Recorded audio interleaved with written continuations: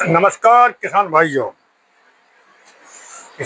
मैं योगेंद्र महालवार आपका एक बार पुनः स्वागत करता हूं अपने YouTube चैनल चलो फसलों की ओर। किसान भाइयों, इस समय किसानों के सामने सबसे बड़ी समस्या धान में कल्ले ना निकलने की आ रही है, यानी ब्यात पूर्ण रूप से नहीं हो पा रहा है। तो क्या डालें जो कल्ले पर्याप्त मात्रा में निकलें, यानी 35 से 40 कल्ले एक प्लांट के अंदर हो जाएं, तो तभी हमारी पैदावार जो है अच्छी आ सकती है। किसान भाइयों, वैसे तो बाजार में अनेक प्रकार के केमिकल्स टिलरिंग के लिए आते हैं।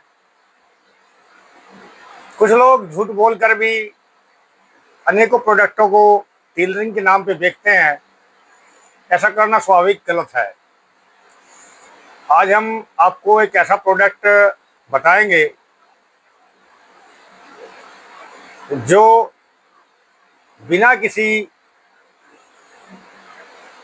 फसल की ग्रोथ को रोके और आपके भरपूर धान की फसल में फुटाव दे, यानी टिलरिंग दे अथवा कल्ले निकाले।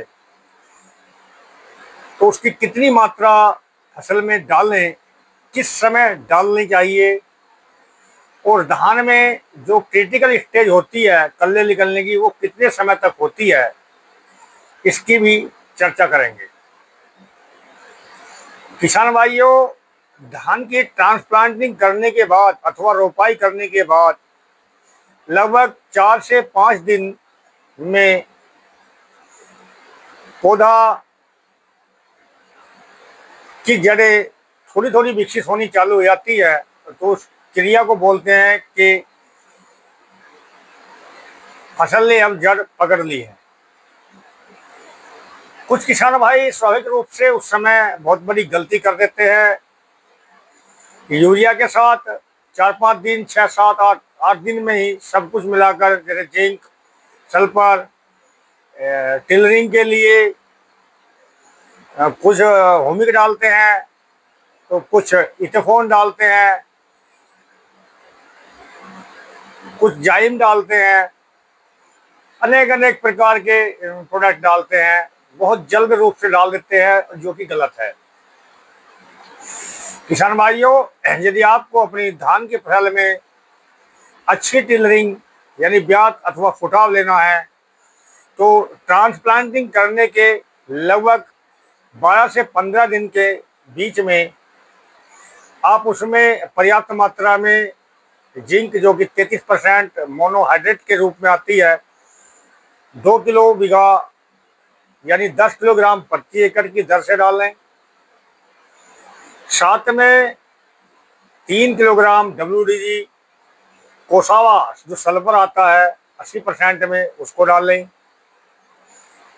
45 से 50 किलोग्राम प्रति एकड़ की दर से उसमें आप यूरिया का प्रयोग करें।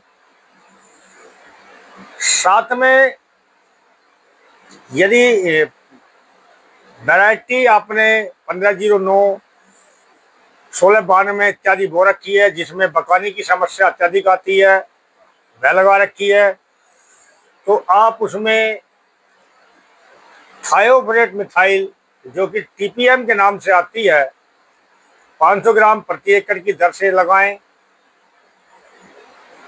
और टेलरिंग के लिए, ब्यात के लिए आप टोम्बी की 100 ml मात्रा को यूरिया के साथ मिलाकर प्रति एकड़ की दर से डालें और फसल में पर्याप्त मात्रा में पानी भर दें, यानी सिंचाई करें। और किसान भाइयों, धान में अक्सर देखा गया है कि बहुत से लोग जो है लगातार अपनी फसल में पानी का लेवल बनाए रखते हैं, जो कि गलत है। सूर्य का प्रकाश भी पौधे की जड़ों तक जाना बहुत ही अहम रोल है। सूर्य का प्रकाश भी आपकी टिलरिंग को बढ़ाता है, पौधे में ग्रीननेस लाता है। अब उसमें यदि आप लगातार पानी का लेवल बनाए रखेंगे, तो टेम्परेचर अप डाउन होने के कारण जो है आपकी क्रॉप में गलन की समस्या आ जाती है और पैदावार घट जाती है।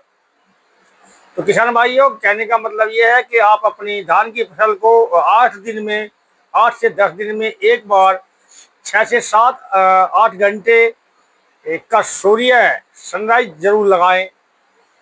उससे आपकी जो मिट्टी में, मृदा में हानिकारक कीट हैं वो नष्ट होने की तरफ रहते हैं और पौधे को समुचित प्रकाश मिलने से जड़ों का विकास अच्छा होता है और उसकी जो बाष्पोत्सर्जन की क्रिया होती है, प्रकाश संश्लेषण की जो क्रिया होती है, दोनों क्रियाएं अच्छे रूप से सुचारू ढंग से होती हैं। इस प्रकार से आप अपनी फसल की पैदावार को 10 से 15% तक बिना किसी पूंजी के ह्रास किए बढ़ा सकते हैं। किसान भाइयों, मैं प्रोडक्ट एक बार फिर दिखाता हूं। यदि आपके धान में टेलरिंग की समस्या है तो 100 ml टोम्बी प्रति एकड़ की दर से यूरिया के साथ मिलाकर आप खेत में एक समान रूप से बखेरिए और खेत की सिंचाई कर दीजिएगा। 38 से 40 कल्ले तक निकालने की क्षमता ये प्रोडक्ट रखता है। किसान भाइयों, हमारी जानकारी आपको कैसी लगी कमेंट करिए, वीडियो को शेयर कीजिए। धन्यवाद, नमस्कार।